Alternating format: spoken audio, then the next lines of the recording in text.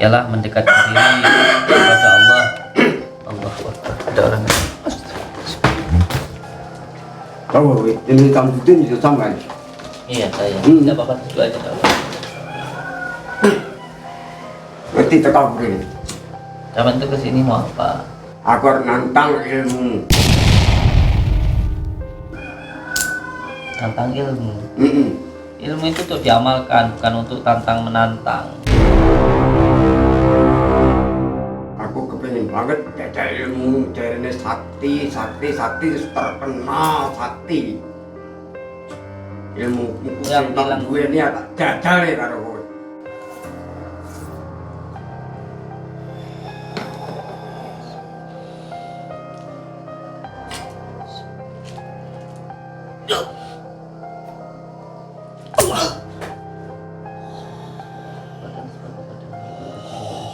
Bersyaitan di kulli nafsin dha'iqatul maut. Allah. Jenggot, let. Gini ya dibangga-banggain tuh.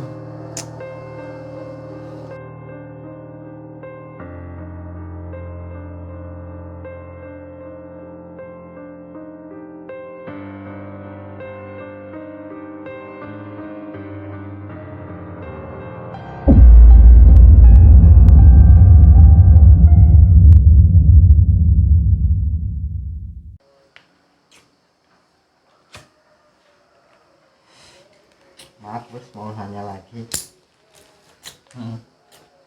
Apa semua penyakit non medis itu diakibatkan dari santet ataupun disantet? Iya. Ini yang sering jadi salah pemahaman bahwa kalau orang beranggapan ketika dia berobat ke tabib atau ke kiai atau ke dukun pasti nanti dikatakan sakitnya itu karena santet kan begitu. Kalau berobat ke dukun, oh pasti ini karena santet kan begitu. Kalau berobat ke dokter dikatakan mah gitu. Padahal sejatinya tidak. Tidak seperti itu. Tidak semua penyakit non medis itu karena santet, itu tidak. Penyakit non medis itu ada 3. Yang pertama itu bisa karena ain. Yang kedua bisa dikarenakan ketempelan. Dan yang ketiga bisa karena sihir gitu. Jadi tidak semua penyakit non medis itu karena santet, karena sihir, tidak. Begitu, ada yang karena ain, ada yang karena ketempelan, ada yang karena sihir. Apa itu penyakit non medis karena ain? Nah, ini penyakit karena ain ini menurut baginda Rasulullah SAW ini yang nanti pada akhirnya banyak sekali menimpa umat-umat beliau di akhir zaman, yaitu di zaman sekarang ini. Yaitu penyakit yang dikarenakan karena pujian. Nah ini, pujian yang tidak menyertakan asma Allah ini bisa menyebabkan penyakit ain. Biasanya sering sakit kepala, sering pusing, was-was, akhirnya kena penyakit jantung, emah dan lain sebagainya. Ini penyakit ini diakibatkan oleh karena ketempelan. Nah, karena ain, bukan karena ketempelan, karena ain. Nah, penyakit karena ain ini dikarenakan pujian yang tidak menyertakan asma Allah. Ini bisa menyebabkan penyakit ain. Nah, penyakit ain ini seseorang dipuji karena tidak menyertakan asma Allah. Jadi jangan senang dipuji ya, karena pujian itu apabila tidak menyertakan asma Allah bisa menyebabkan penyakit ain. Contoh, ketika seseorang yang senang selfie, sedang foto-foto di Facebook maupun di Instagram, ini biasanya yang paling sering ini perempuan ini, walaupun laki-laki juga banyak yang senang sekali foto-foto begitu terus dipajang di Facebook, di Instagram. Setelah itu nanti dipuji orang. Nah, pujian yang tidak menyertakan asma Allah inilah yang bisa menyebabkan penyakit ain. Oleh sebab itu kan kita sering dengar dulu dari orang-orang tua kita dulu, kalau punya anak senang makan itu jangan diomong. Itu kan kalau diomong kadang makannya banyak gitu, terus besoknya tidak doyan makan kan, makanya jangan diomong kalau anak senang makan kan gitu. Itu tadi bisa menyebabkan penyakit ain. Sedangkan penyakit ain ini cara pengobatannya dengan cara mengambil sumber dari yang menyebabkan ain tadi. Kalau ainnya dari orang tuanya, maka ya orang tuanya suruh wudhu, terus air wudhunya nanti ditampung dibuat mandi anaknya tersebut. Lah terus kalau yang menyebabkan ain ini orang se-Indonesia, contoh foto di Facebook, terus yang lihat orang se-Indonesia se-dunia, apa kita mau minta air wudhu orang se-dunia? Se-Indonesia kan nggak mungkin kan begitu. Makanya ini yang paling sering menimpa saudara-saudara kita begitu. Itu yang pertama karena ain. Yang kedua, penyakit non medis karena ketempelan. Nah, penyakit non medis karena ketempelan ini jin menempel karena kesalahan orang itu sendiri. Jadi bukan karena disuruh atau karena sihir. Contoh ketika seseorang wanita yang datang bulan, nah setelah itu darah haidnya itu tidak dicuci dulu, tapi langsung dibuntel, dimasukin di kantong kresek. Nah nanti dibuang di tong sampah, sama tukang sampahnya itu dibakar. Nah itu nanti asapnya atau baunya nanti itu mengundang bangsa jin, karena memang bangsa jin itu makanannya adalah gondo, bau-bauan begitu. Nah ketika itu nanti dihisap, dijilati sama jin tersebut, maka nanti akan menjadi ikatan dengan yang punya darah tersebut, sehingga punya penyakit was-was, susah punya keturunan, disukai jin dan lain sebagainya, sering pusing dan sebagainya. Ini karena itu. Atau yang kedua, jin menempel karena seseorang yang cara bertoharohnya atau bersucinya itu tidak benar. Contoh wanita ini, kita bicara tentang fikih memang agak-agak jorok. Kalau cebok itu kan jarinya harus dimasukkan ke dalam nih, nggak cuma dibasuhkan toh. Nah ini makanya pentingnya belajar usul fikih itu supaya bisa bersuci dengan benar. Nah ketika dia bersucinya tidak benar, dengan hanya dibasuhkan saja, dimasukkan tadi, ini nanti kelamaan jin nanti jadi, karena ini tadi kotor jorok, nanti jinnya menempel di sini. Nah ketika bertoharohnya bersuci tidak benar, itu nanti bisa menimbulkan penyakit pusing kan gitu, was-was, bahkan penyakit medisnya, karena dari non medis bisa ke medis begitu. Nanti bisa punya penyakit kista gitu, bahkan kanker apa namanya itu kalau perempuan itu, kanker kelamin itu, iya apa, serviks. Nah seperti itu gitu.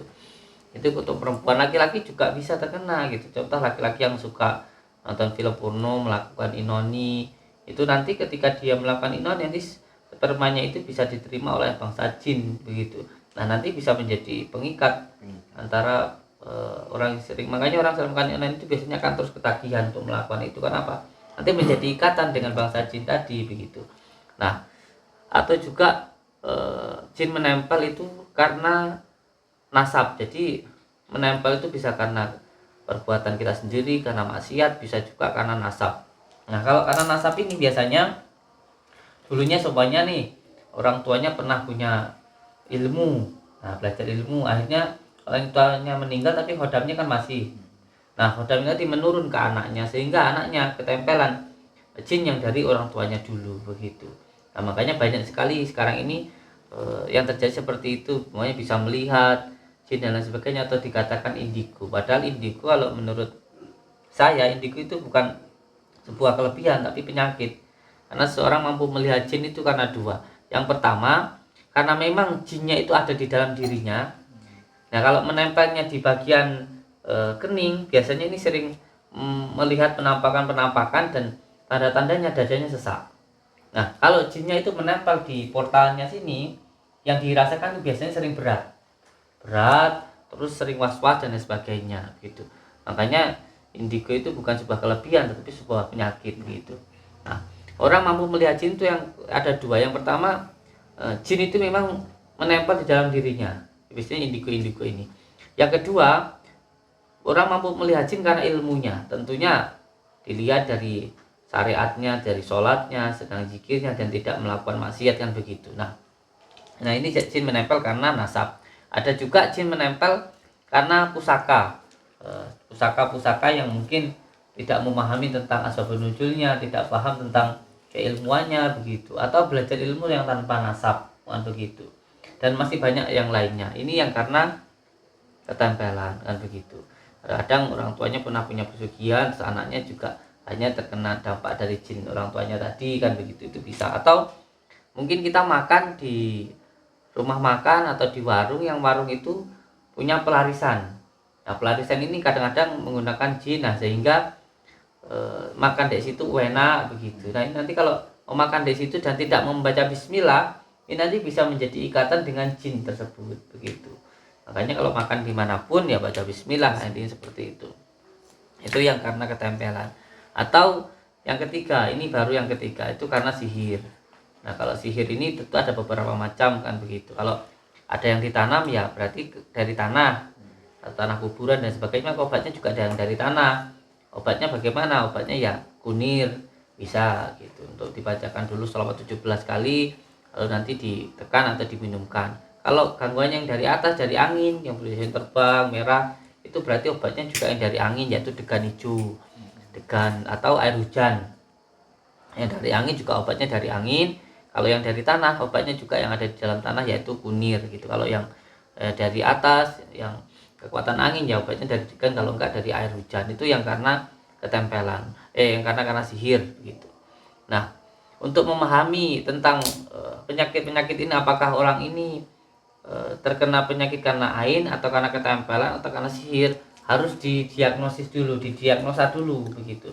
Nah, cara mendiagnosanya ditanya begitu. Kalau ain itu yang dirasakan sakitnya itu di bagian muka, makanya muka itu yang sering dipujikan, mukamu ganteng kan itu ya. Kalau foto kan nggak mungkin pinggangnya atau kakinya, yang difoto kan mukanya. Jadi kalau karena ain itu bagian mukanya, biasanya sakit, pusing, pening di tengah alis, atau sakit gigi, atau tumbuh-tumbuh benjolan di mana begitu, itu karena ain. Kalau yang karena ketempelan itu diagnosanya dia itu sakitnya di bagian dada depan, di bagian dada depan begitu, entah itu di bagian lambungnya, entah di bagian paru-parunya, entah di bagian jantungnya, pokoknya di bagian perut, bagian dada gitu. Nah, kalau orang sakit ini, ilmu ini juga dapatnya ya ketika kita melakukan tindakan-tindakan itulah gitu. Saya dulu juga tidak tahu begitu, tapi setelah sering menangani saudara-saudara kita yang sakit, jadi paham saya. Kalau orang sakit di bagian perutnya, apalagi emahnya, pasti ada gangguan di bagian kepalanya, pikirannya. Pasti kalau orang itu sakit emah, pasti dia itu susah tidur, was-was, gelisah, sedih, marah, itu pasti. Nah, ketika seseorang didiagnosa sakit bagian dadanya, ini pasti hampir 99% lah, walaupun tidak 1%, hampir 99% karena ketempelan bagian dada. Karena yang menjadi pusat-pusat tempatnya jin itu paling suka di lambung, tempat kita makan, itu dia nanti bertempat tinggal di situ gitu. Dan kalau orang sakit di bagian sini pasti ada hubungannya dengan sini, dengan kepala. Makanya saya pernah diundang di salah satu rumah sakit di Pamekasan itu yang undang saya itu profesor, padahal saya itu cuma S1 SD. Diundang di profesor di rumah sakit untuk melakukan pengobatan, yang punya rumah sakit sendiri, baru sudah dibawa sampai ke Singapura kemana ya. Pengobatannya seperti itu, ditenangkan dulu batinnya, disuruh untuk berzikir. Makanya kita kasih tasbih.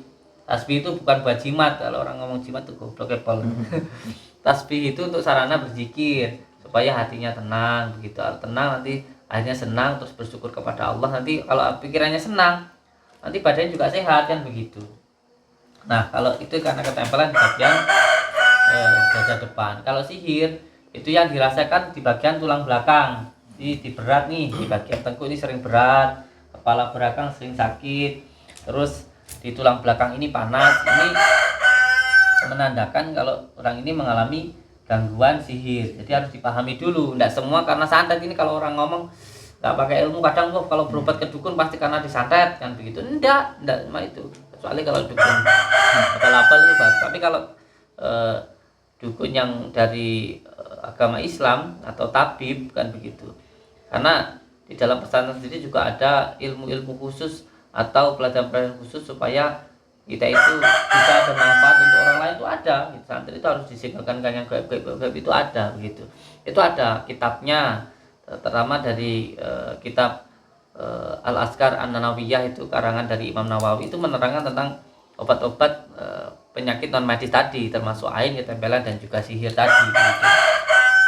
Nah, setelah mengetahui didiagnosis, lalu setelah itu perlu untuk diambil tindakan-tindakan lah begitu. Ketika ditanya sakitnya ini di bagian dada, tempelan, muka, ain di bagian itu sihir. Kalau memang penyakit itu karena non medis itu pasti ada tanda-tandanya. Yang pertama, kalau orang itu penyakit karena non medis pasti yang pertama senang marah, suka marah, tiba-tiba gampang marah begitu. Itu karena yang kedua, orang itu gampang sedih, nggak tahu kenapa sedih terus gitu, sedih terus. Terus yang ketiga adalah was-was, was-was.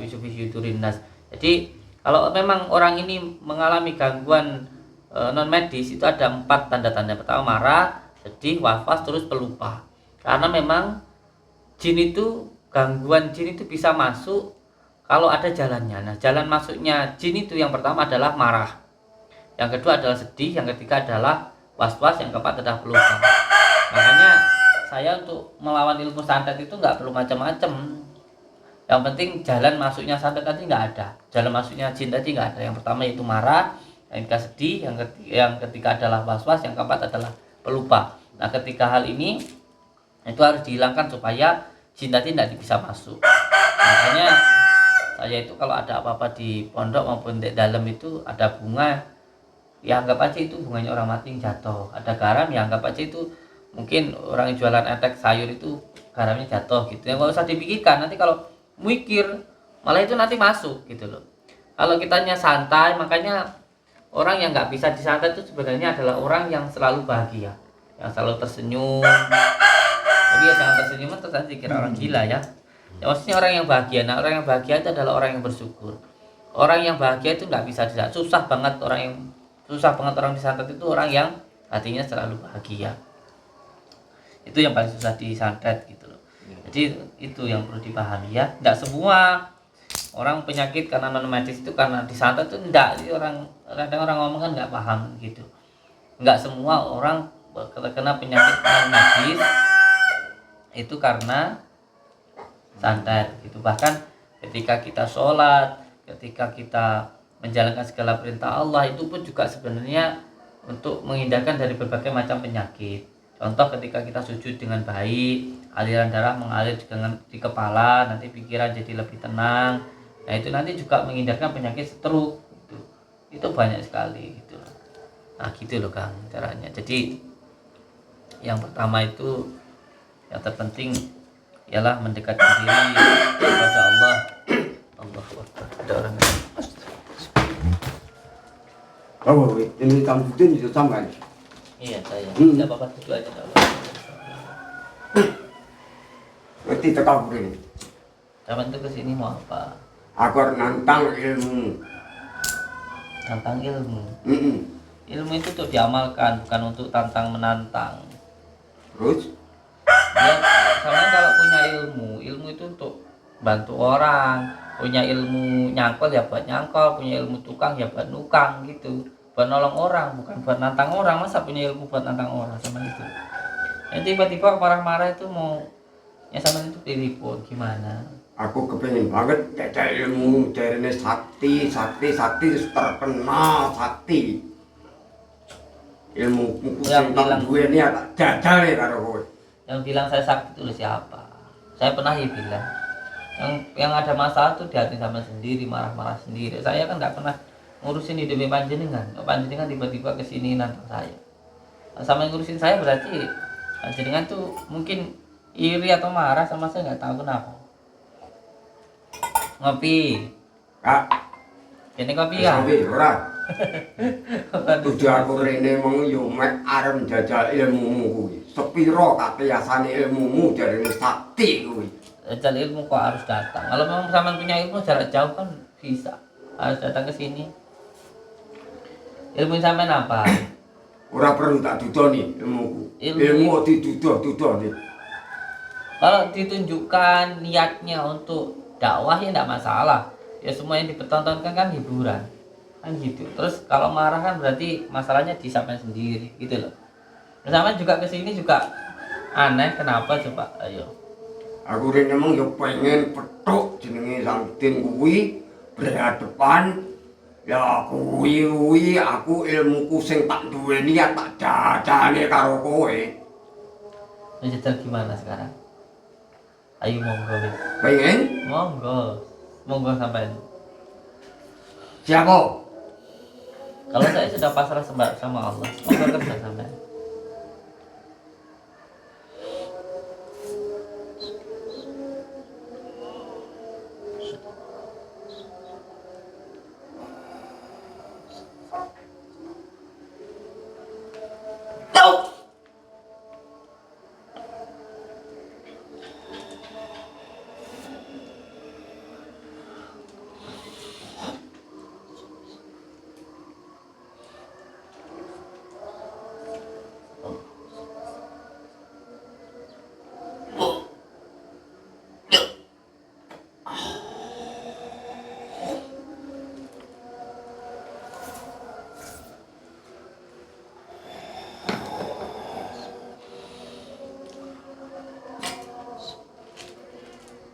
Bismillah.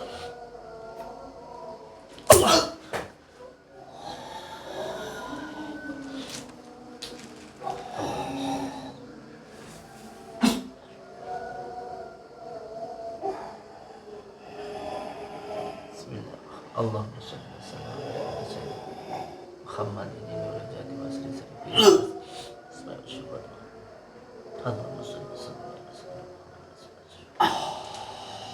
Allahumma shalli wa sallim ala sayyidina Allahumma shalli wa sallim ala sayyidina asma wa syukur. Allahumma shalli wa sallim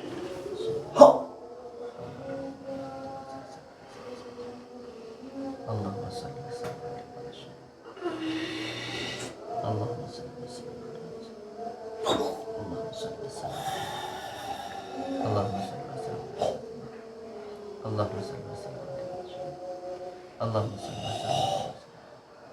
Allahumma salli wa sallim Allahumma salli wa sallim Allahumma salli wa sallim Allahumma salli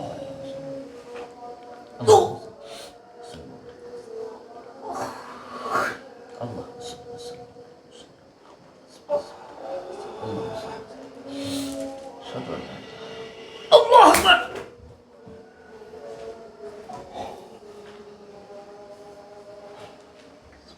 Cuk semangat musik aji pamungkasku. Tak bang.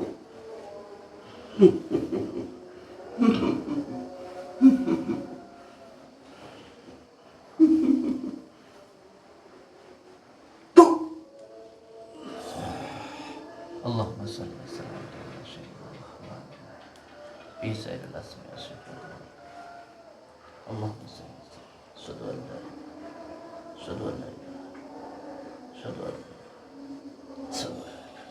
asyhadu an la ilaha Allah.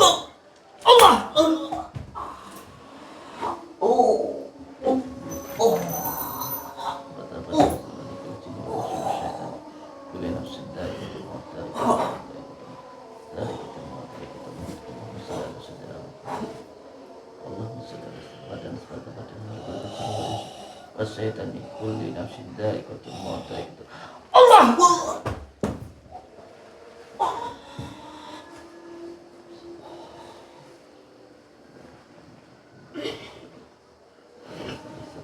Ojo mirang. Ojo seneng hatimu.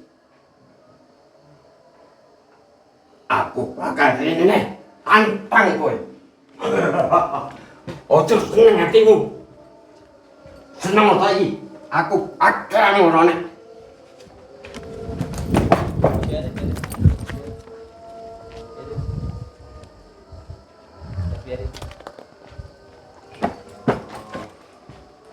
Apa ini?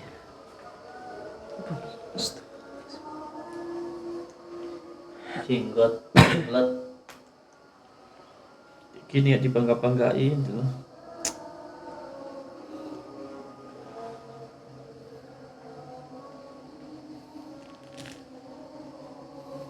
Jenggot namanya. Bakar aja. Bakar ini kan.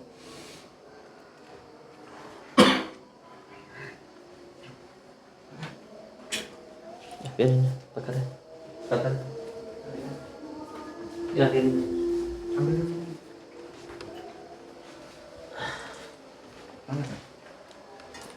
Bakar.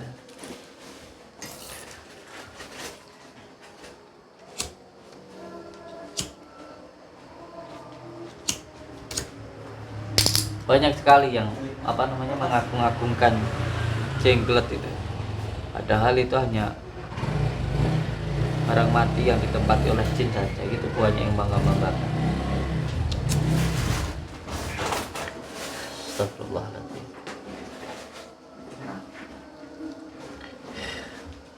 Dibakar lawan.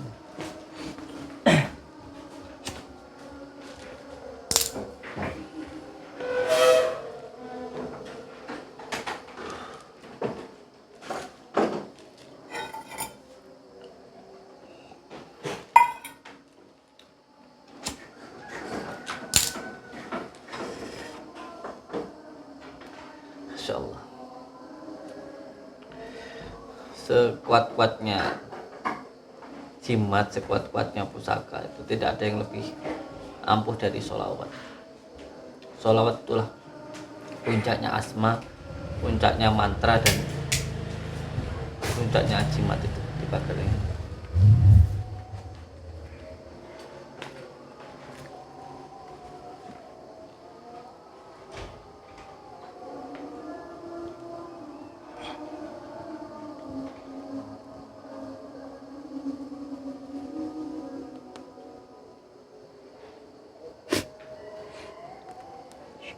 Yang kayak gini bisa digunakan. Itu boleh.